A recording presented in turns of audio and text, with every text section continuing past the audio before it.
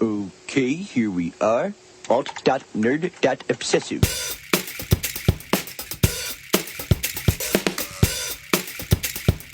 Worst episode ever. Hey everybody, welcome to Worst Episode Ever, a podcast for people who love The Simpsons, by people who love The Simpsons, about how much, we hated The Simpsons. We're here trying to find which is the worst episode ever, and as always, my name is Dan. And as always, my name is Jack. And we're back here in Wii Studios. It's nice and hot again, as it has been all summer. Late August, Solid Gold Yeah, Studio. Can't have the air or the fans on because of sound. It'll sound slightly worse than normal. It's a perfect storm.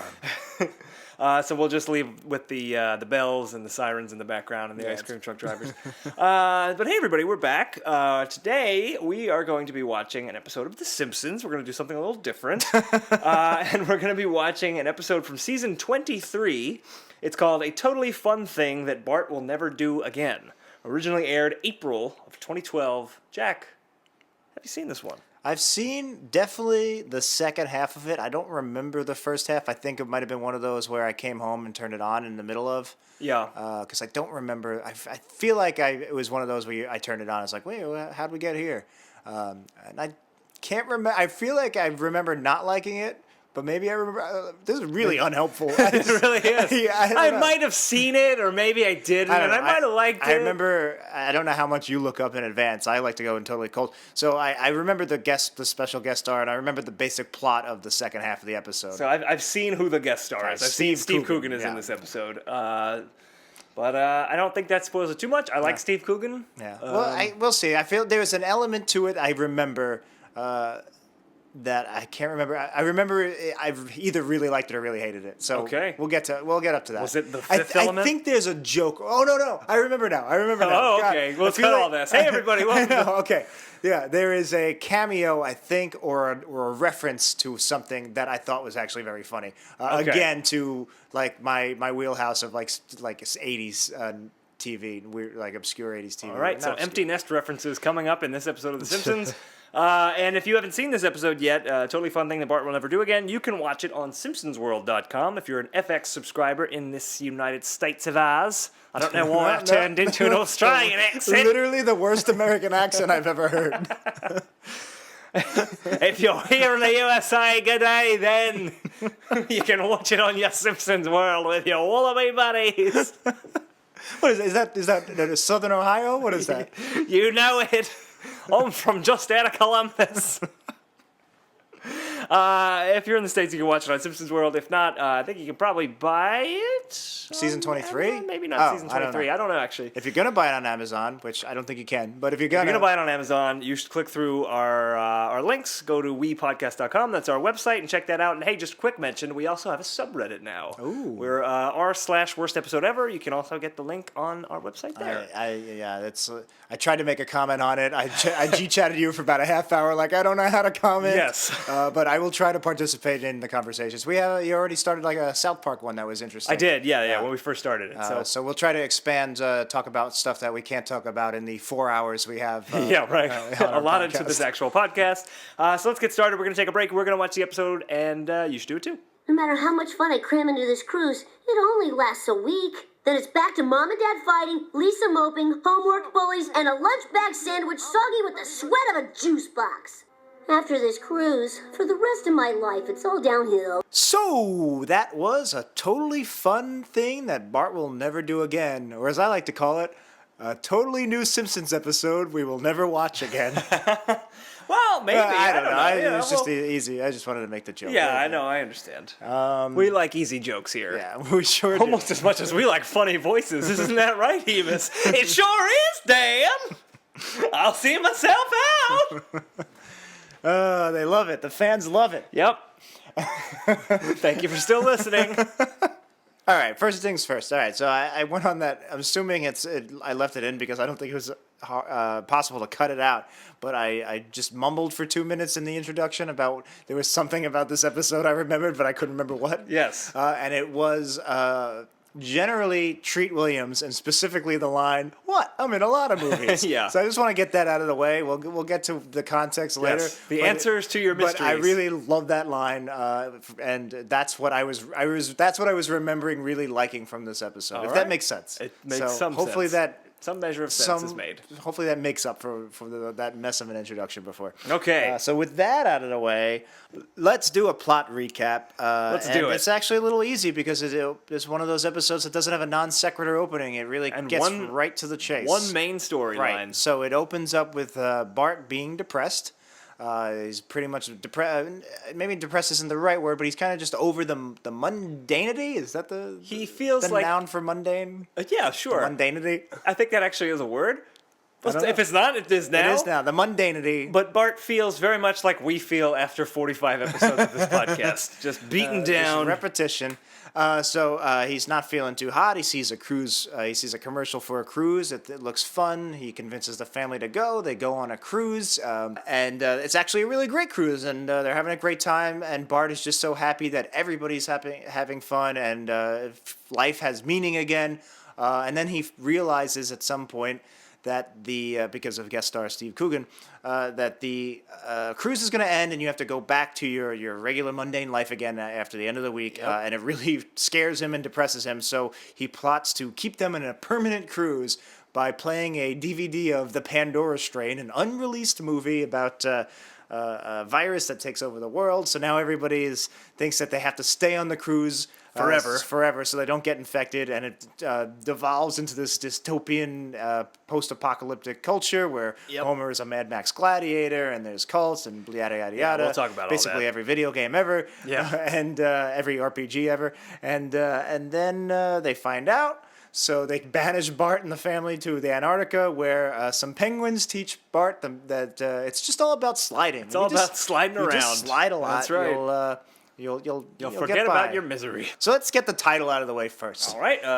Fun thing. Totally fun thing. So that is parodying, I guess parodying. It's an homage, I guess, to the famous David Foster Wallace essay, A Supposedly Fun Thing That I'll Never Do Again, which he wrote about a cruise. Yeah. And it's a similar thing. It's actually, I would say that this episode is in its own way an adaptation of the essay. Now, I've never read the essay. I'm a huge David Foster Wallace fan in the one book I read, but it was an 1,100-page book. Right. Infinite Jest. That's all I've ever read. More like Infinite Book with 1,100 pages. And it took me all year. I was reading it in sync with the Vanderbilt book, which is why really long books. Yeah. But Yeah. it's one of my favorite novels of all time. It's incredible. And then from some interviews I've listened to with him, I just really dig the guy. But I actually haven't gotten around to reading his essays yet because he's a little long-winded. He is. I read it's it. like pot calling the kettle black here. But, Right. We did have a few abortive takes of starting this podcast. This is probably like at minute 5 in the final cut, but I'm looking at the raw audio, and we're already at in the 20s. So, so enjoy the deleted scenes, folks. But you won't. It's all the things that you guys complain you don't like. Here's just concentrated sewage. That's what you want to listen to, right? Us talking about shit we did in high school that no one has ever seen or even understands. We could just be making it up, but we're not. But we could be. You don't know. Yeah, we could be. But anyway, David Foster Wallace, big fan. So obviously a lot of these Simpsons titles, especially in the later years, are just puns or parody titles on other things. But this one, I would say, it might be the first Simpsons episode that's literally just adapting an essay, because the essay isn't just about cruises; it's about the ennui that comes with it.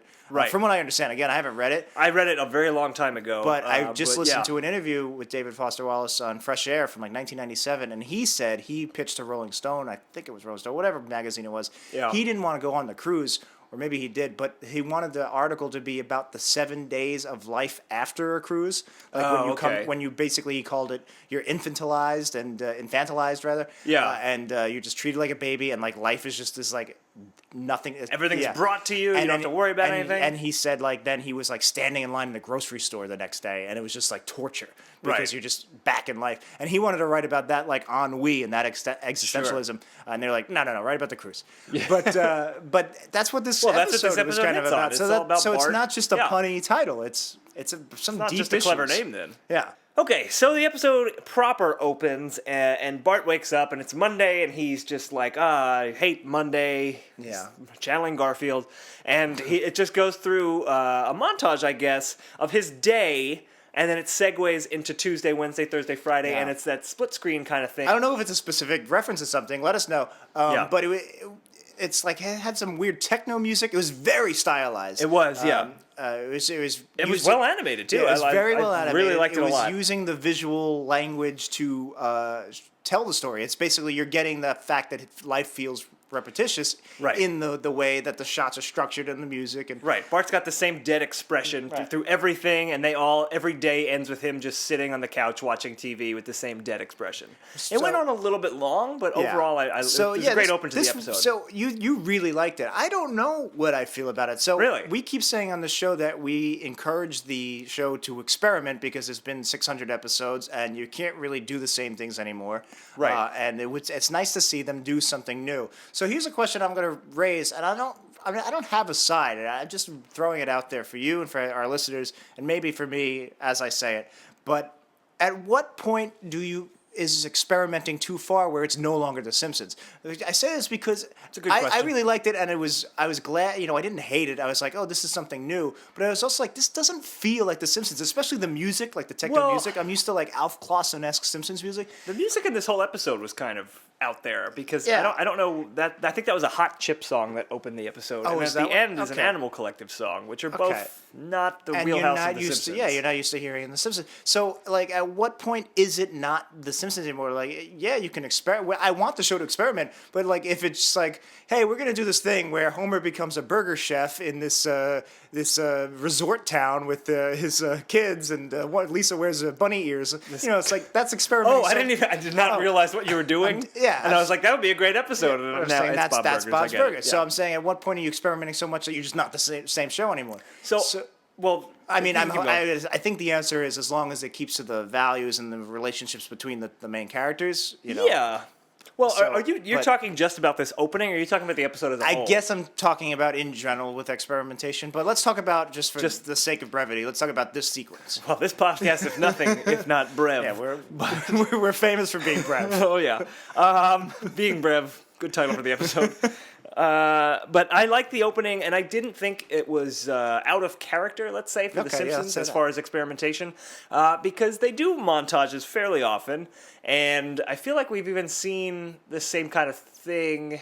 The only thing that jumps to mind right away is when Homer was waiting for his gun, and he's sitting there, and like things are I happening. have not seen the gun episode maybe since it aired. Really? Yeah. Oh, that's Yeah. a good episode. Maybe we'll I watch it remember from the not show. liking it, but But anyway, this was, montages is something Simpsons has always done. This was a montage in a different way. I liked that there was a more of a visual flair to it, and Yeah. it wasn't necessarily jokey. It was more. It was experimental in the sense that they didn't start the was episode with a bunch cool. of It was gags. hip. Yeah, it was cool, and it was also like, oh man, Bart's like, this is kind of a downer opening, but not like Yeah. I'm depressed now. More like I've remembered times in my life where I right. felt this way. all right. So I want to we'll leave that conversation open. Let's continue on the Reddit or Let's on the do it. website or wherever. That leads me to my next point. I thought it was a little disconcerting to see Bart depressed. I've seen Lisa depressed. Yes, but I think that's a big plus for this episode. I like that it did something different with Bart, and I don't think it's so out of character that he would get depressed. That's what I'm saying. Like, to me, it didn't feel like The Simpsons. But I'm not saying I'm criticizing the show because you're right. I think it's a good thing that they're kind of expanding his character. They're giving him this other dimension on top of bad boy, mama's boy, all this other Right. things. Good kid with a heart who's buried under all this angst or whatever. But Energy This and, is like an angle we don't usually see. But again, it just felt off to me because it didn't feel like The Simpsons. But again, I don't know if that's a bad thing because it's good to add dimensions to characters. Yeah. No, I think overall I liked it. It was weird to see Bart sad, and then that's the I other. like seeing Bart suffer. So Yeah, that's all. just me. I beat people up for fun. I just watch YouTube supercuts of him just being strangled all the yeah. time. Oh, me too. I wonder if that's a thing. But anyway, It can be. Listeners, get on it. I invented the supercut in 2003 as an NYU student. No, that's not true. not but true. so that's one other thing I wanted to bring up before we really get going. So would you classify this as depression, like the mental illness of depression, Well- or is it like what do you call it? The blues? It's Bart's in a rut, I'd say. He's in, he's ennui, like you said Yeah, before, yeah. and we possibly cut it out. I don't know, but yeah, there's a lot of ennui, which is a fancy French word for being bored, basically. for having the boards. Yeah, having the boards. Okay, yeah. So, because that's going to be important into how the episode wraps up, and we'll get into that later. Yes. Also, besides the fact that this is an adaptation of an essay, and that it has this weird experimental opening, and that it has extra dimensional dimension to Bart. This is an extra dimensional. They go into a different dimension. Well, it's they very actually much like did Rick that and Morty. in the Halloween episode too. Oh, that's true. Into third dimension. That's true. Anyway, what's great about this is it's a very basic plot, an original plot that you can sum up in about 5 words. Yeah. Bart And goes on a the cruise. Simpsons go on a cruise.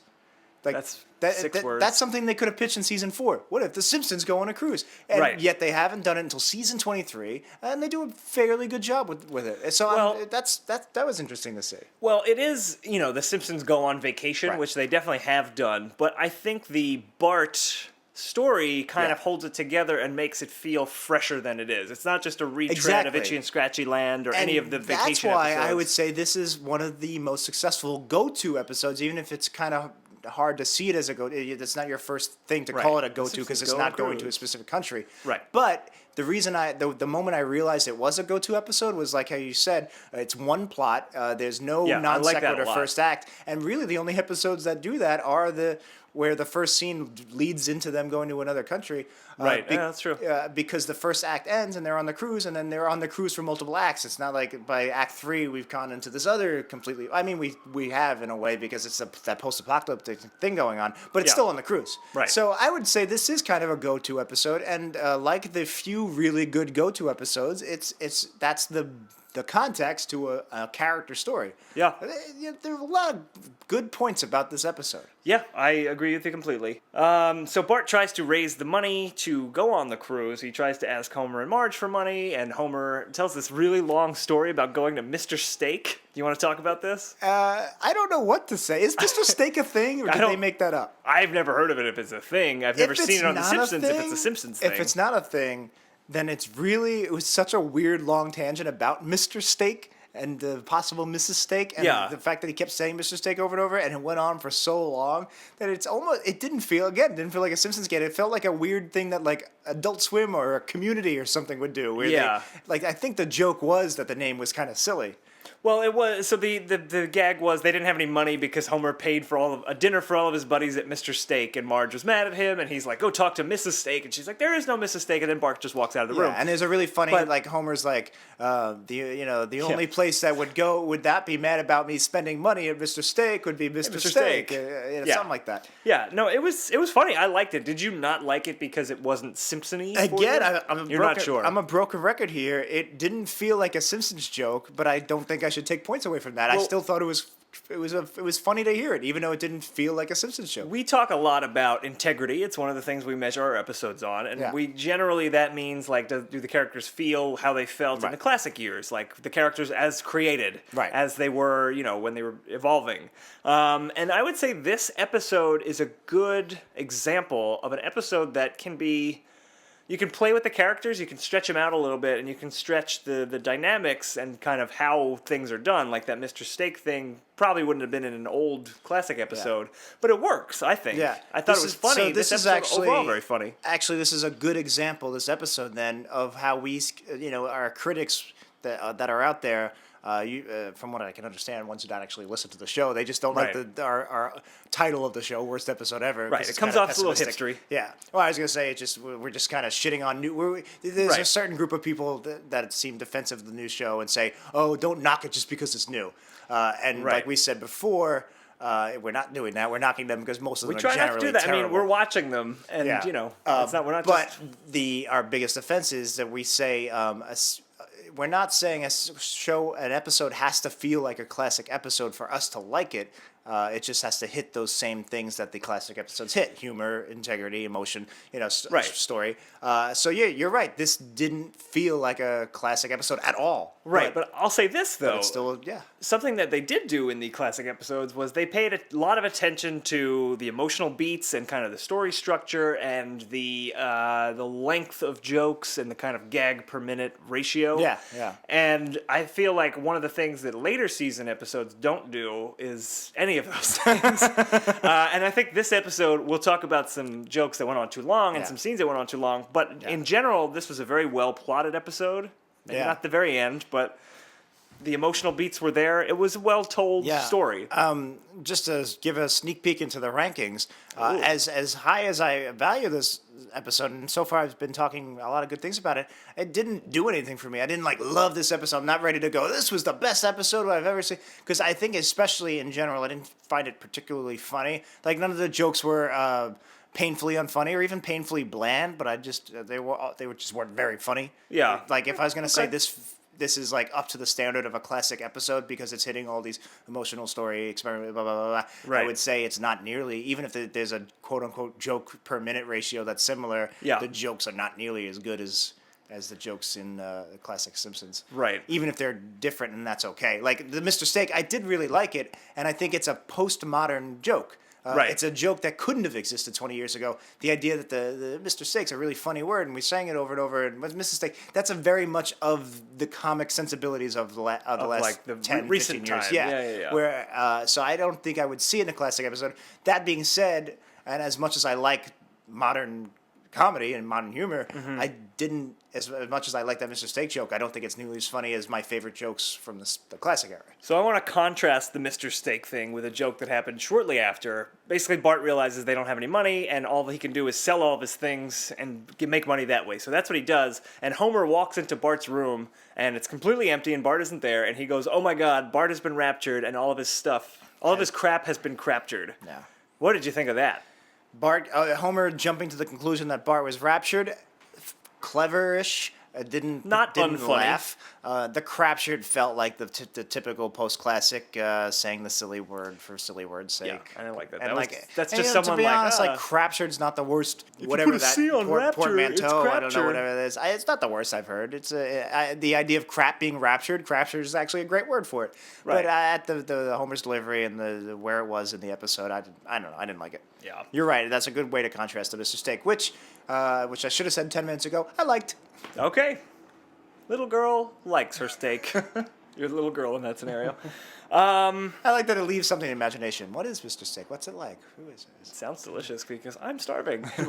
Only in Act 1. It was a subtle joke that I did like. Bart had already sold all of his stuff, and he's at the dinner table, and he just says, "I'm going to floor," and he goes up to his room and just lays on the floor. Yeah. He's not going to bed because he doesn't have a bed anymore. He sold it. Yeah. I'm explaining the joke now, but I liked it. They didn't call attention to it. No, they didn't. It was just very subtle, and it was clever. funny. I liked it. I didn't even get it at first when he just said, "I'm going to floor." Is he just Yeah. really depressed and he's just going to go lie down on the floor? And then I was like, "Oh yeah, he sold his bed and he's saying, I'm going to bed." Yeah. Yeah, I liked it. You said go to bed. And he wakes up on the floor, and suddenly he has all the money Also, because... I'm sorry. Yes? Also, that was, speaking of how this episode hit its emotional beats fairly well, that was really sad. Bart going to floor and just lying in his empty bedroom by himself. Well, that's what made it so much sweeter. And made the joke stronger. That definitely made the joke stronger, but it made it sweeter when he wakes up in the morning and the family had sold all their things, not all of them, but sold some things and kind of put all this money in, and they could finally afford the cruise. And that's what Bart wakes up to. Marge and Lisa sold some things and sold some Homer things against Homer's will. And assuming Maggie, maybe they sold Maggie's diapers. I don't know. Yeah, I don't want to talk much about it, but I don't remember Maggie being in this episode at all. Was she even on the cruise? There is a funny gag where she offers Bart her pacifier to make him feel better, and he's like, "Eventually, pacifiers don't help, kid." And then Maggie just starts pumping it wildly, I guess, to get maximum enjoyment out of it. I like that. Yeah, but I don't even remember if she was on the cruise. I don't think she was. I don't know. Do they let babies on cruises? I don't know. I've never been on one. Mamas don't let your babies grow up to go on cruises. We should do a wee cruise. We're doing it. Next summer, we cruise. We go to the Caribbean. Get ready to party with Dan and Jack on the high seas. Is Groovik gonna make an appearance? You bet your goddamn ass he is. I don't know. Maybe this is narcissistic. I think that sounds amazing. A cruise where it's just Groovik and Dalek and he and us all on this cruise, and I guess we just do a live show every night. I don't know how these theme cruises work. It's Sugar Ray did one, and do you just listen to Sugar Ray every day? I guess. Is that the name of the song? Every day you listen to Sugar Ray. Those are not the lyrics, but it was every morning also. Oh, every morning. That was it. Okay. The wee cruise. Done. Next summer. Won't you want to take me on a wee cruise? We like to throw a little doo-wop in there. We're eclectic. It's in some of our jeans. Yeah. I have a doo-wop tape in my jeans pocket. I carry around doo-wop tapes. You refer to the fact that my father was a singer. doo-wop Yeah. artist. So yeah, Bart wakes up and they have the money for the cruise, and he goes, "Wow, my pact with Satan was answered. Come here, Snowball 2," and he pulls out a butcher knife. Huge butcher knife. That was a dark joke. That's a dark joke that it got a response out of me. I don't know if I liked it. I don't know if I liked it either. That's a good way. It got a response out of me. I don't know. Like again, I don't think this is the same as this doesn't feel like The Simpsons, because that didn't. I think it's more. I don't want Bart to be so willing to kill an animal, as happy as he is to be on the cruise. His pet. You're right. I don't want to see that. That's what I don't like about it. You know, come on, Snowball 2. If it was like, It's actually not Snowball 2, but well, we won't even get we'll into get that. into that. But if he was ready to kill another strange animal, I would have maybe liked it a little bit better. I'm fine with Bart murdering animals. You're fine with murdering strangers. It seems to be the theme that's been growing on the last few episodes of this Obviously, podcast. I mean, look. Strange people, strange cats. It's like you're okay with it. Hey man, I'm killing all the strange cats out there since season 1, babe. God, it's like a singularity of all our weirds. Weirds. Get ready for the wee cruise with the weirds. All right, so I think this is a time to bring it up because we're gonna see it for the next few scenes. This is where jerk-ass Homer rears his head. Absolutely. Because Homer, like you said, Marge and Lisa. Homer does several things in a row that I hated. Yeah, he was pretty terrible. It was jerk-ass Homer for a few minutes consistently until, thank God, it took a turn. Yeah. But, like you said, Marge and Lisa sold some of their stuff to raise the money for the cruise. They sold Homer's mini pool table. Yeah, got a mini. He's like, I want to be a mini pool shark. It's not it's just like a rant. Yeah, it was terrible. Wasn't funny, it was not but good. Basically, Homer was being a baby about having to sacrifice something for the happiness of his depressed something 10-year-old. ridiculously stupid. So he's being a jerk because he's being selfish, and then he's also being a jerk and being selfish the whole time about how everybody's excited to go on this cruise, and he's just shitting. He's being a party pooper. Right. He's being a party shitter, and he's just shitting on everybody's party. And he's he's like, open your mouth, son. I'm gonna shit down your throat. And they make I wouldn't call it a montage, but they make a series of scenes where basically they pack for the cruise, they drive to the cruise, they get on right, for the and cruise. all the while Homer's ranting about how family vacations are terrible on the father. Yeah. Now, here's the thing, though. It seemed like they were establishing an arc. I thought. Where it's like, oh, okay, now he's going to come to love the cruise, which they sort of do. He does come to love the cruise, but it's not in response to that. It wasn't. It just kind of happened. It's just kind of this ancillary thing that happens on the side. It was really more to be an extension of Bart's happiness, whereas the cruise was this utopia for Bart, and in this utopia, his parents were happy. Right. So it really wasn't an arc. It was almost like it was the beginning as an arc, and then it just stopped dead.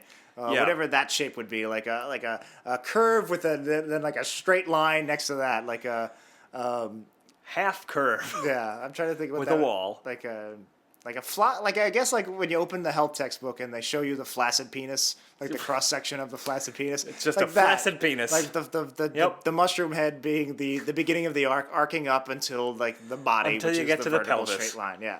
So I hope that was helping. It's hard. It's a really great analogy. It's hard doing an audio podcast when I can't just show you the flaccid penis. Why Because I've seen better penises. You have. We know. Just that is saying. canon. You've seen better penises. Like I like murdering people. We're two crazy podcast hosts. Come be on our cruise, or we'll look at your penis and murder you.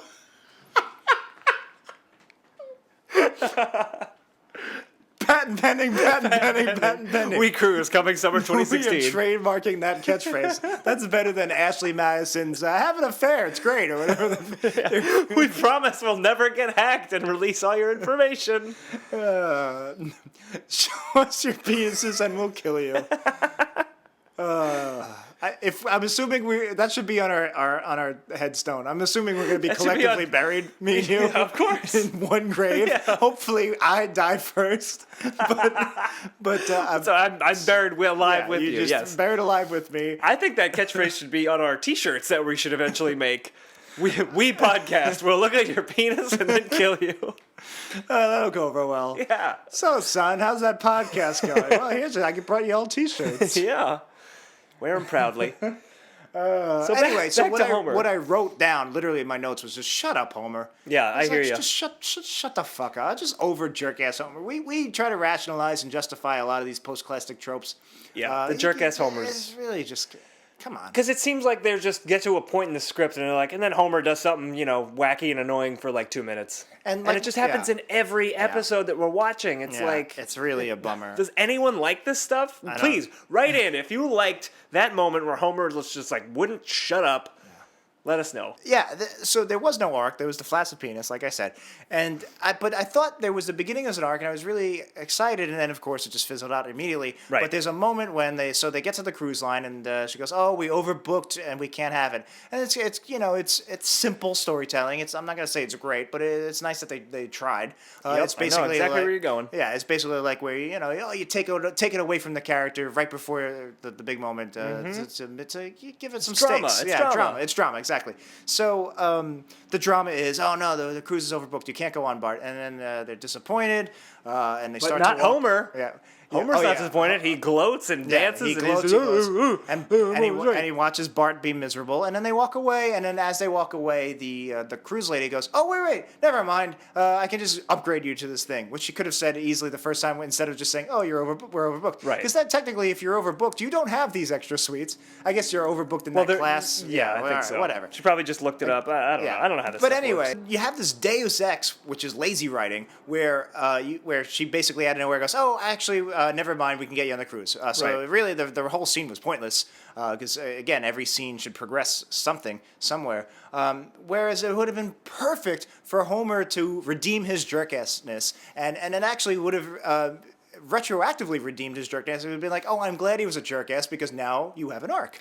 Where Right. he should have saw how sad Bart was and done done something something to nice. get them on the cruise. Instead of Sneak them on, use dancing like a jackass and rubbing it in his face. Use his jerk assness to get them on, bully themselves Right. onto the cruise, come up with something. You know, Yep. but if Homer was the one that saved the You're day, totally and, right. that's great fatherhood because I think there was an episode we liked, we watched where again Homer didn't want to do something, Yeah. but he did it for Lisa or Bart or whoever. But, he sacrificed as a parent. Right. And it's not just being a good parent, it's also good storytelling because you're right, this thing just happens out of nowhere. Where Yeah. It's like, oh yeah, by the way, we do have a room. Yeah. And then it's like constant upgrades until they're in like a triple suite or whatever. They Which teach is you. whatever, They it's teach you in fine. storytelling and in writing a script, especially that every scene should have its own arc, and every scene should be pushing something forward, whether it's character or story. Yeah. And where you have a scene where they go, "Oh, we're overbooked. Never mind. No, we're not." That's not the drama and stakes really, because if you had cut that scene out, you would have never even noticed. Just like how we could cut out a 20-minute rant about whatever the hell we were talking about before. Hopefully you didn't listen to and it. you didn't notice, or maybe you did. Whatever. So you not only do you replace this lazy writing, you replace it with something that's good. And if you can actually make me say, "Oh, you know what? I'm glad Homer was a jerk ass because it made this scene stronger," then that's like 10 Wii points. Definitely, that's Redeemable only on Wii Cruises. That's right. At the penis and murder line. Okay, so that was the end of the first act. They're on the cruise, and the second act begins with our guest star, Steve Coogan, for the episode. Yeah. Voices Rowan Prittis, the director of the cruise. Yeah, let's just talk about Steve Coogan's performance overall. What did you think of him? Meh. Meh? Really? I usually like Steve Coogan. He did a solid job in this. It didn't. I feel like his performance didn't add anything that, like, say, if Hank Azaria had done it. I don't know. I didn't get anything out of it. I don't know. I liked him. I'm generally a Steve Coogan fan. I thought he was I pretty think good. maybe that's it. I thought maybe I was, I guess, a little disappointed. Steve Coogan, you would know from he was the director in Tropic Thunder. Alan Partridge was his famous He's in the character funniest. in the UK. He's in the funniest segment of Coffee and Cigarettes, the Jim Jarmusch series of short films. saw that, but he has a very funny scene with Alfred Molina. We have a very large UK listenership, so they're like, oh, yeah. these Americans trying to explain They- Steve Coogan. Why am I German all of a Oh, I sudden? thought you were doing Northern Ohio. I don't even remember. Yeah, I don't. I just again, I find him very funny. I think maybe that's why I was a little disappointed in that it just. You had high expectations? I guess I just again he didn't really add anything that Hank Azaria could have done. Yeah. Yeah. Whereas, well, who's a special guest star we really liked recently? None of them. Charles Napier, but that was 40-something episodes ago. Like from a classic bad episode, Principal and the Pauper. Martin Sheen. You're right, yeah. That was a great He added to that He character. added to the character of Seymour Skinner. Yeah, I agree with you. So they're watching the video with Steve Coogan, the cruise director, and I liked it was edited this like strange way where he'd walk one direction and then it would be a cut where he's on the other side in a different location. Every single shot, Steve Coogan ends with leaning on something. Right. Yeah. And I think it's a parody of those types of those like terrible promotional videos where they're just trying to look relaxed. So yeah, every single cut he would lean on something, and then there was even one shot where it was just him leaning on something. Yeah, he doesn't say anything, and it just cuts away again. Yeah, it was actually great. It was very funny, and again, it was almost a little bit more clever than I'm used to seeing in these post-classic episodes. Yeah, I thought it was great. It was a great, production is going to rank high on this episode. I would chalk that up to a good production. I would say that was more of a postmodern flair to it than the typical classic jokes you would see. I don't know. Maybe not.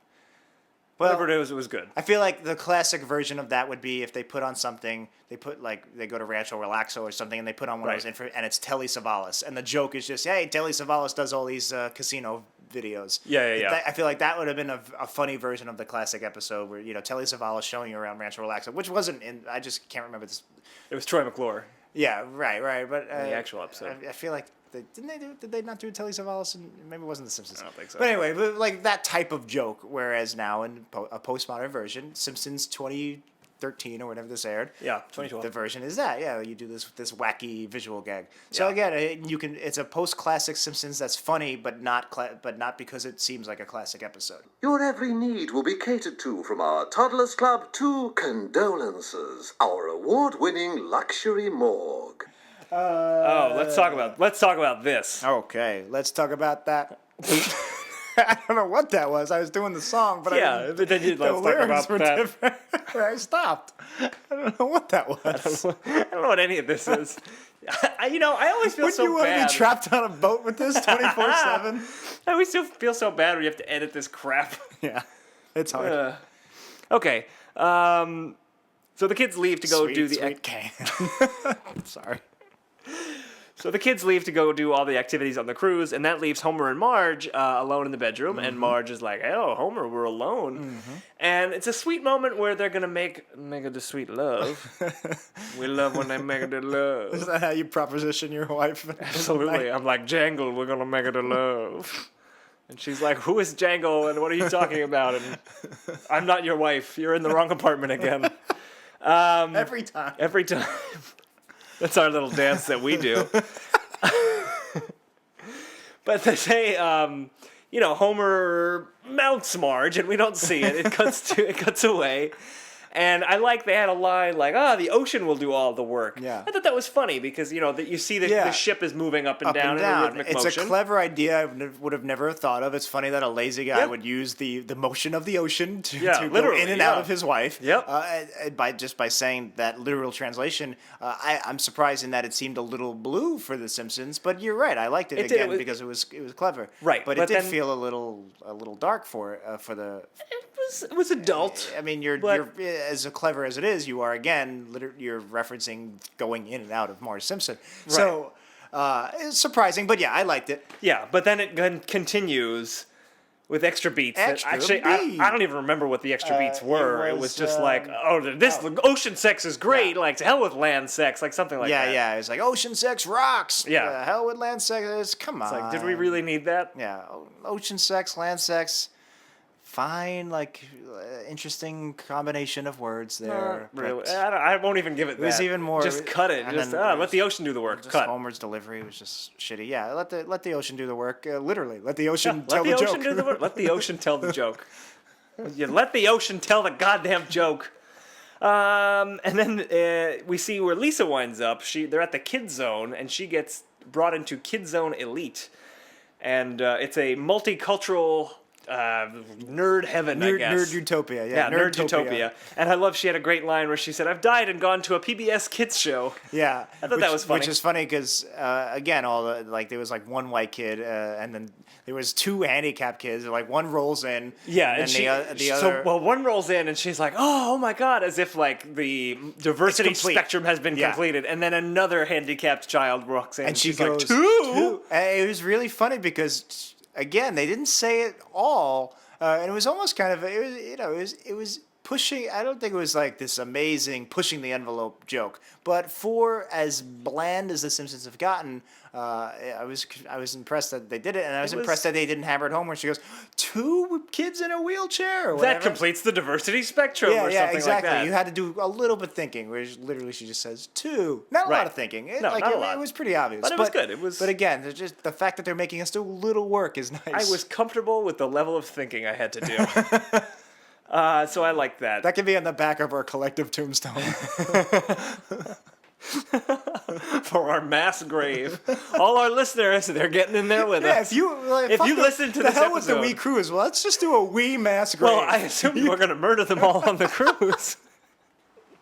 And then we're in the mass Don't grave. tell them that before they buy the tickets. Oh, no.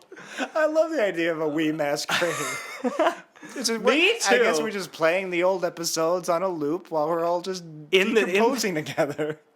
So we're just playing like the old DVDs on a loop while we're DVDs. rotting. DVDs? No, we're streaming it on SimpsonsWorld.com. Oh, you're talking about I was talking about the podcast. We just play the podcast in the grave. Oh, and we just listen to our own voices for eternity. Well, that sounds like heaven. Oh, yeah. So, again, you see Lisa's very happy. Homer and Marge are canoodling. Yep. And again, I really love that arc, if you want to call it. It could have been an arc. That didn't quite make it.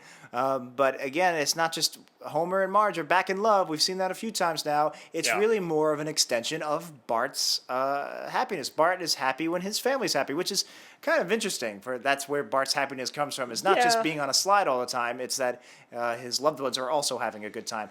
Well, again, I think it's especially later in the episode when he sabotages the boat and they're stuck on the boat. He's not just having a great time while everybody's miserable. He's assuming everybody's also having a great time. And he's like, isn't this great? We're on the cruise. Like, he's really hoping, it seemed like he was trying to get even more happiness out of confirming that his family was happy. Yeah.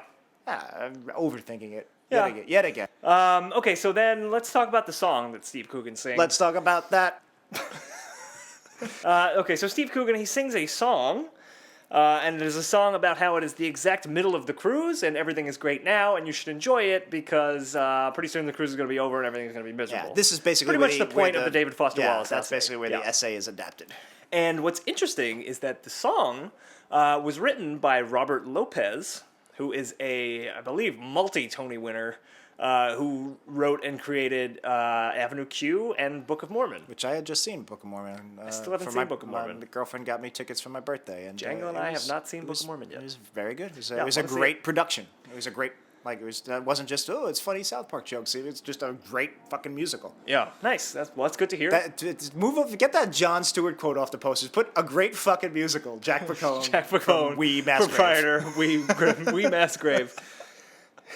We dead? We dead. we rotten. rotten for short. So yeah, what did you think of the song overall? Meh. I didn't think it was great. I liked it more towards the end. Again, Steve Coogan didn't really bring anything. I feel like that would have been a great time for a special guest star to bring some oomph. I thought he did a fine job Should have singing got Barry Manilow for this role. All right. They should have got Barry Manilow. Should have got the you're bear. right. Yeah, it seemed a little on the nose to push the plot forward. It was just there, to get Bart to be sad. Yeah. But it was, It seemed a little on the nose. Like all right, fine, and you want to get a Tony winner to do it. You want Bart to realize that it's coming to an end. I don't know, a song about how it's coming to an end. It's a little heavy-handed. Yeah. Hands a little heavy. That's all I'm saying. Well, I did like, and maybe this was heavy-handed, maybe it wasn't. Bart walks out and he's like, oh my god, after this I'm going to get back to my boring life and everything's going to be miserable again. And he walks past a sign that says on the deck soliloquies and other people are out there also doing soliloquies. It's kind of a weird joke that's almost too forced because why are other people... I don't know. It was a bit of a stretch, but... Oh, was it Jack? But the animation of the other Simpsons type of characters having angry liked soliloquies, it was really funny. I liked it a lot. Yeah, I liked it. And then we go to a weird place. It is a flash forward of Bart in the hospital on his deathbed, an elderly Bart. They 6 feet undered it. Yeah, it was really dark. Yeah. And he's looking at pictures of himself on the cruise and being like, that was the best moment of my life. The animation of old Bart was haunting, but it was also accurate because it looked like they tried to make him look kind of like Grandpa, which I'm assuming Bart could point. look like. Yeah. And I wrote down a quote that you said, which was, "Well, we just saw Bart and Nelson die," which is exactly what the scene is, which is really, really dark. Yeah, I mean, it's technically not a flash forward. It's him, his imagining it. right, So we right, didn't but- really see them die. We saw Bart picture them die. You still see two beloved characters dying as old I was men. about to say, why would Bart picture somebody else dying in his death? But that's not really fair for me to say, since I'd already imagined that you would be buried alive with That's me. true. So, We've already imagined the death of all of our listeners by our hand. by our hand. After Well, looking at their it's genitals. so funny to murder people. And then the second act ends. After that, Bart decides he wants to sabotage the crew so they can never go home. He uses the Pandora virus? strain? The Pandora strain, that was it. He uses a clip from the Pandora strain with Treat Williams, special guest star Treat Williams, a famous character actor. Yeah. Who, I guess we'll say it now, I was going to bring it up later, but again, that's why I remembered it. I'm a fan of character actors that never quite make it big, and I'm always like rooting for them. I'm always happy to see them in something. And he was in like I want to say an Elia Kazan movie, maybe, or maybe a Sidney Lumet movie. It was a book about one of those two guys where I was reading their filmography, and it was this movie I'd never heard of, and he was a star of it, and it looked like it was supposed to be a big movie at the time, and Oh, it clearly just it's didn't take not. off. Yeah, and that's a it's bummer. a shame because he was in an A-list movie, and he was and you know, Yeah. and he kind of became the made-for-TV movie guy, and Yeah. so I was always rooting for him, and I thought he was really funny. His one line, his delivery was great. So Bart sabotages the crew so it'll never end. I liked it. I thought that made sense. That was a good plot beat. Oh, yeah. So he sabotaged. I like that he uses hot fudge. Nice little touch. That's what a kid would do. Right, to and then he eats sabotage. some hot fudge. And then he throws the movie off, or he throws something off, and just explodes. Right. What was that? I forget what he threw. I forget what he threw But off. it was like just a skeet shooter who was practically. And he Yeah, just it like, just pans over to a yeah. guy skeet And shooting. he goes, "Sorry," and the scene ends. It's like Yeah. that was almost like a Family Guy joke, but it was. No, that works. Yeah, I it was. think It was that's- interesting. It was just again, the show seemed very playful. I'm Yeah. surprised it was written by Matthew Warburton. Let's double check on that. And I'm just surprised that the show did experiment in so many big and There's little no need to be ways. so formal. He just goes by Matt. Oh, Matt Warburton. I'm sorry, Matt. He's not listening. No, but he's written a lot of episodes. I've seen his name a lot. Yeah. So again, I'm just really surprised that this episode really played around as much as it did. Yeah, definitely. Okay, so the third act begins, and I like the ship has gone to complete hell. It's all diseased looking, and like the pool is all green now, and everything is just like a wasteland. And I thought it was really, really well animated. They pan over the whole ship, and I thought it looked really, really And cool. it's a smart idea for a self-contained post-apocalyptic world. You Yeah. can kind of create this post-apocalypse in a realistic way because it's so self-contained, and Yeah. you can't say, "Oh, why isn't anybody just?" It's not something silly like Under the Dome. Right. It's a little bit like Snowpiercer. Yeah, Like yeah. being on the train. That's a good point. Yeah, and I think there's an entire show about this right now called The Last Ship. I don't know anything about it. Yeah, but I don't know think that's anything the about premise. So this doesn't really have anything to do with the episode proper, but so I said in the introduction that I had caught some second half of this show. Yeah. So I had caught it right around this point where they're in this dystopian cruise. And I just didn't know that Bart had faked it with this movie. So, or maybe I seen it and I was like half-ass watching it, but for whatever reason, I didn't get that it was a movie. And when they do reveal that Pandora Strain was a movie and that the general was actually character actor Treat Williams, Yeah. I actually thought that it was like a clever twist to the episode. Oh, no. Yeah, like I they'd thought already they done were it. like hiding the fact that Bart did it. And I was kind of disappointed when I realized that just today that it wasn't a twist. And I think maybe that's also why I really like the Treat Williams line too. Maybe because it was part of that cool twist. Yeah. So but now that yeah. that illusion's been shattered. do you think it would have been better if you find out like after this scene that Bart actually, like all along, Bart just didn't want his depression to end or his utopia to end? You know what? I think it might have been because I have a problem with the plotting here. Because everything turns to absolute shit. It's like it's a dystopian, like you just said. But Bart is still having like a crazy fun time, as if nothing had changed. Which Yeah. It was a little unrealistic to me because wouldn't he yeah. notice that like everything is terrible and like Now everyone's he's miserable? having like a mental breakdown where he's not just Yeah, continuing maybe. eternal cruise. Now he's blocking out everybody's suffering and just blindly having fun. Right. sliding. I mean, the point was not just that he didn't want to go back home. It was also that he didn't want vacation to end, and clearly clearly like the vacation had ended. It was Right, like it stopped being a utopia. every man for himself, and Right, that's a really good point. Besides him going down a slide all the time, which he clearly liked to do, Yeah. a lot of the perks of the cruise, I imagine, stopped. Right. You know, his dad he really liked. He was so happy that his dad and his mom were kissing at the table. Yeah. But now his dad is dressed like Mad Max and fighting in a Thunderdome. the so- gladiator pits. Yeah, Yeah, I thought that's a really good point. I thought it might have been more interesting if maybe we know that Bart was doing it, and maybe we don't, like you were just saying. But then it becomes that Bart doesn't want to tell people because they know they're gonna be pissed at him. Yeah. I thought that might have been a better motivation. That's a Because really it good just point seems too, because he's just willfully ignoring like the nightmare that this poop cruise and maybe that became. would have given you some story propulsion too, where Yeah. Bart's trying to hide it, especially because I think we're jumping ahead here. We're jumping a little bit ahead here, but that ties into the fact that Marge and Lisa discover the ruse, and Right. it actually Bart comes back one day, and Marge and Lisa are like, we discovered the ruse, and we never actually see them discover it or have any. That's true. You never actually. It just was just kind of happens. jarring, and maybe I guess you're doing it for time purposes, but I don't know. I really didn't like that you didn't see them figure it out. It's just like, oh, by the way, we know that it's fake now. We need to push the story forward. So Yeah. I didn't like that. So if you did have this part of the story be about Bart trying to hide the fact that they did this, then that would have even made this Marge and Lisa discovering it tie in even better. Yeah, definitely. Yeah, I think you're stuck on something there. I think you're right. There was a subtle joke too I really liked when Steve Coogan's explaining that they're gonna go to Antarctica where it's disease free. Yeah. He turns the globe to the side. Oh, Instead yeah. of spinning it vertically or horizontally, he turns it. It's just a little subtle gag. That again, lots of little clever things that they didn't Yeah. have that obviously required a little bit more effort than we're used to seeing, where they kind of just poochy. Yeah. So I really like that they put a little more effort into this episode. Yeah, we're running a little long, so I just want to run through a couple of quick things in this act of the kind of like apocalypse ship, for lack of a better word.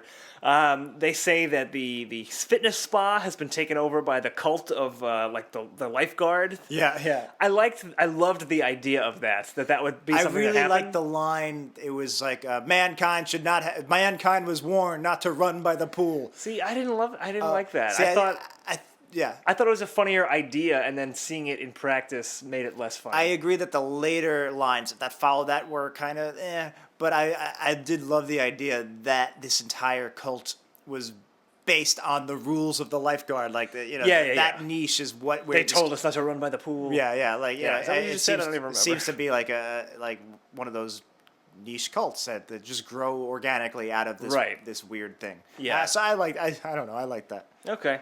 I like the stand-up comedian. It didn't make me laugh. There wasn't a lot of funny stuff. It just kind of went on too long. I just like the line where he goes, you ever go to what's the deal with Starbucks? And He says there used to be a lot of yeah, Starbucks. there used to be a lot of Starbucks, and I just really liked when he goes, I don't know why they bothered me so much. like the voice acting, whoever that was, the sadness and the nostalgia for them. It was just really funny. It was funny. Something else that I liked was Steve Coogan, the cruise director, had become kind of like the judge in the pool. Yeah, like almost like the warlord. The Duke from Escape from New York. The Scarecrow ICKs. from Dark Knight Rises. Yeah. And I like that he was sentencing punishments instead of punishments. Very in keeping with the cruise director kind of thing. I thought that was funny. And then the penal conga line was the big punishment. So the penal conga line, the Steve Coogan is the judge. This episode really did a very good job with imagining in a silly way what would a dystopia be like if it was built out of a cruise. Again, with the lifeguard. Snowpiercer 2, cruise control. Yeah, we got to make that movie. All right, pending. Call us up to Chris, which one Chris is it? Chris Angels. Oh, Chris Evans. Yeah. So what I'm saying is that they did such a good job with this idea, and it's such an epic idea, and I almost feel like they didn't have enough time to really flesh it out. This is one of those episodes I actually think would have made a decent plot for a Simpsons movie. Like, you know how like we said this before, Camp Krusty was toyed around with being a Simpsons movie. Right, the idea. Yeah, the idea of Camp Krusty. If it was like the whole town on a cruise, like this, maybe, I could see that. That's the other thing. This is I didn't There even were realize no there's other. not a But it's the bulk of the episode. It's surprising that it wasn't surprising. like at least one other Springfielder was on the boat. This episode really took a lot of risk in many different ways. Yeah. But yeah, I thought this would have been a cool movie just because not only my criteria for a Simpsons movie would be not only something that can sustain 80, 90 minutes, but also something epic. You don't want to just see Right. a regular plot. You could, that's not cinematic. Okay, so their punishment is to be banished to Antarctica. I guess the ship is pretty close to Antarctica. I guess. And they just throw the Simpsons off board, and in one painful scene, they take Homer's duty-free things, and Steve Coogan dumps them overboard. It's I think it was cognac and cologne. Yeah. And Homer is like screaming and trying to save it and drink the He's the like booze lapping up and the put the cologne on his neck, and Yeah. it just went on so It long. went on so long. Wasn't funny not at all, funny, even for yeah. 2 seconds, and then for it to keep going. I really thought at some point he was gonna go, oh, I'm drinking the cologne and putting on the alcohol, and Yeah. and even I was expecting it and expecting to be like, ugh, come on, and they didn't even do that. They didn't even do that. No. At least and- give me the shitty joke I'm expecting. Yeah, right. And that was the end of the act, and I actually thought it might be the end of the episode. Me too. And it wasn't, and I really did not care for the fourth act here. I agree in many It respects. felt really tacked on. I agree in many respects, although I would have been very unhappy if they ended it when they did, because then they wouldn't have resolved Bart's character arc. Right. Which they do with this unfortunately Sort of. scripted fourth act. Yeah, so basically they leave the Simpsons in Antarctica, and Bart...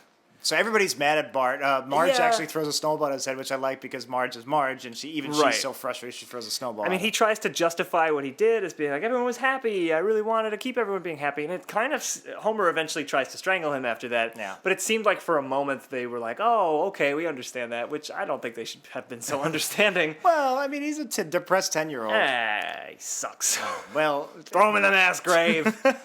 And then just out of nowhere, they see a bunch of penguins, and it's like, oh, live Lisa life like a literally goes, penguin. "Hey, look at that!" Yeah, and penguins. then they look, and it's So they penguins. look at penguins, and clearly it was some writers and animators who were in love with the many penguin documentaries out there. Right. They're admittedly fucking adorable, and it's a Penguins are very adorable. fascinating thing to watch. Yeah. But she's like, it's the entire. She goes, "Look, it's the entire penguin life cycle from egg to baby to adult back to baby again." Yeah. And this does tie into thematically what Bart's going through. It does, but come it's also on, Lisa- very...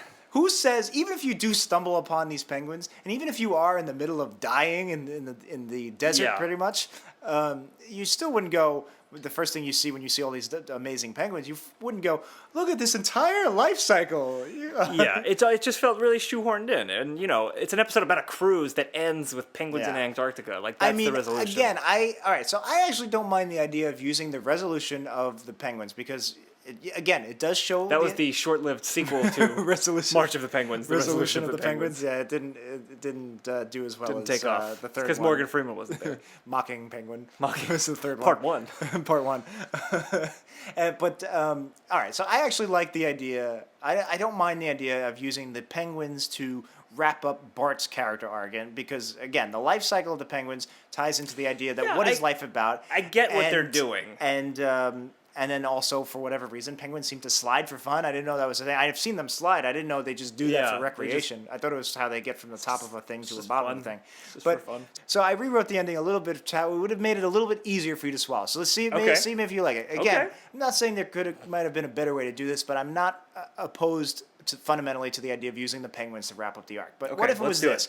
What if, so now they're in the desert. I don't know if you have time for this either. You're in the desert and you're dying. You're like really mad at Bart because you're fucking stranded in the desert. They fall asleep in the ice. It's not looking good. And then they wake up and suddenly all the penguins had like massed around them, kept them warm and got them through the night. And now they just live with the penguins for a few days because there's nowhere to go. They're stranded there. So like in a very quick scene, like you see the penguins are bringing them fish to eat, and like, Right. and like Marge could be like, "Hey, I'm building the fire," and Homer's already eating the fish raw. Something Yeah. silly like that. I would like that better. So the penguins are keeping them warm, and the only reason I'm giving you all this extra unnecessary story is so now Lisa can go, "Look, we were watching the life cycle of the penguins. Right, they're living actually spending among time. Yeah, It's not not, just "Oh, look, hey, we stumbled a life upon these cycle." penguins. Oh, they're sliding. Let's be happy." It Yeah. could be like you live with them for a few days. You see how they act. You see these family units. You see like, what? Oh, they're sliding for recreation. I guess we'll do that. We got nothing better to do. Right. And then that's where Bart realizes that sliding apparently Sliding is the is meaning the answer of to life. which it is according to Bart, because then in the show ends with a flash forward, Another a flash happier forward. flash forward. It's like the alternate ending to Terminator 2. Yeah, right. Where so now you have a happy flash forward where he's looking at the pictures, and instead of seeing him just going through the mundanities of life, Right, it's him living life and loving and life. every single living and loving picture is him sliding down something. Right, and then he closes his eyes and presumably dies. Yeah, so we see him die twice. But I like the idea. It's cute that a 10-year-old boy's happiness is that he sees just every happy moment in his life is him sliding. That's a very interesting idea. It's also kind of weird though. Like it's like there's more to life than sliding, Bart. But he again is 10. Let's go on the slide right now, and we'll see if there's more to life than we sliding. did. We went on a slide in Wildwood a couple weeks ago. That like 80-foot water slide, and it was awesome. I did. I almost broke my neck. Yeah, me too. It was a little scary. I got really bad burn on my back. Yeah. But the warning from the general! That was just Treat Williams in a virus movie. You know, I thought that general looked familiar. What? I'm in a lot of movies. So yeah, one last thing before we wrap up.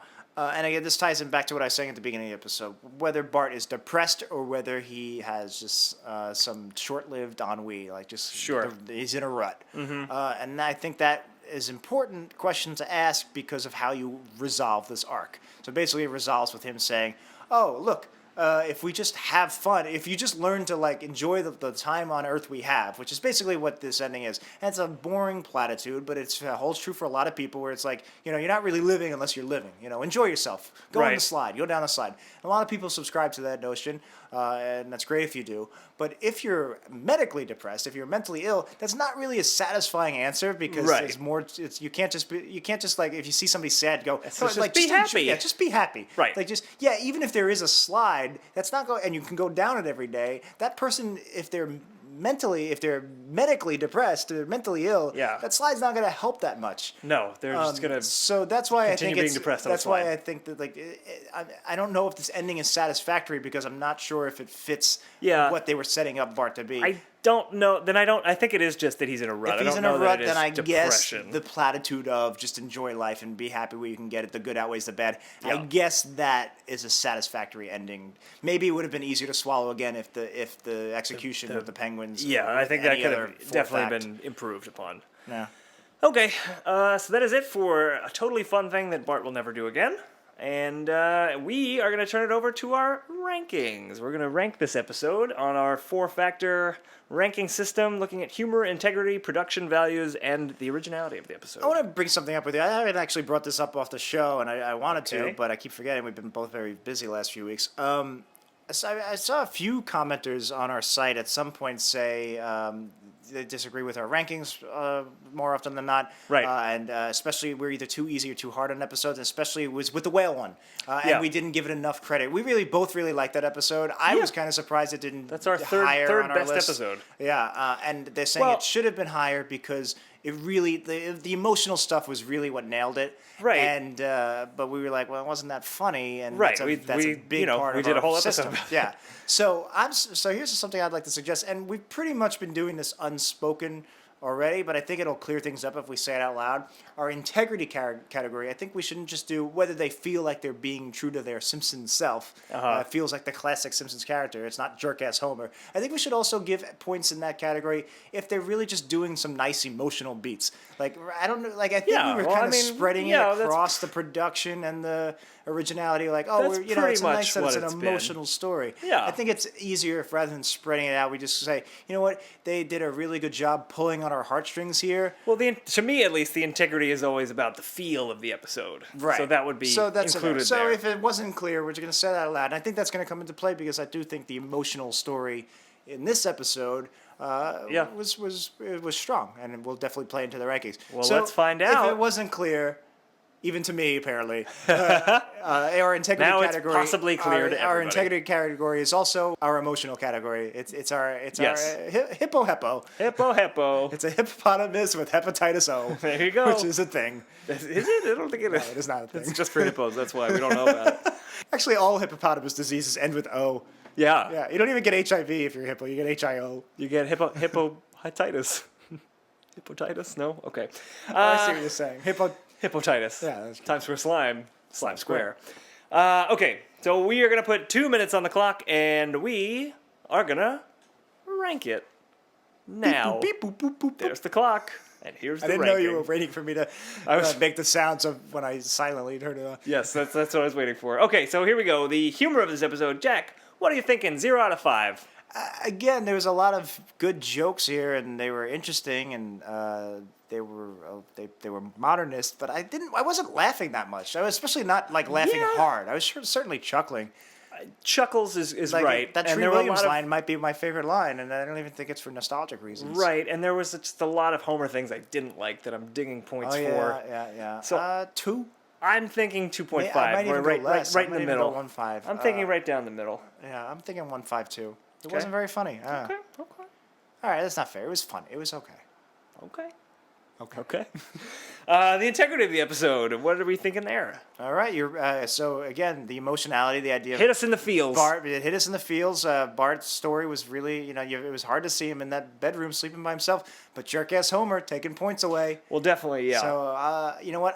Let's say it was going to be very high, and because of jerk-ass Homer, I'll give it a 3. Is that too low? No. Well, I mean, I'm probably going to say 3.5 myself. Okay. Because I do think I like this episode a little more than you did. Okay, the production of the episode. Now, this is where I'm going to give it a lot of points. I really thought this episode looked great. We talked about a lot of good visual gags, the soliloquy thing. Shit, the I don't Steve usually thing. count the couch gag either, but I'll throw the couch gag in Yeah. there for extra credit. Yeah, I think I'm going to go 4.5, which is what I also did for Squirt and the Whale. I was actually thinking maybe 4.5. I was like, that's too high. I'm glad you said Squirt and the Whale because that I think was much better than this one. At least a 0.5 better. So that makes it easy for me. I'm going to say 4. Okay. And finally, the originality of this episode. It's another go-to episode. But we've never seen a cruise before. We've never seen Bart depressed before. And even though it's not quote-unquote original, I always like to give points for, again, when it's a really simple, basic plot that I wouldn't have been surprised if it was in Season 3. And I'm just impressed that they could do something like that in Season 20, whatever. So I'll give it points for that. The idea, Bart being depressed, we've certainly seen plenty of Lisa being depressed episodes. 3.5.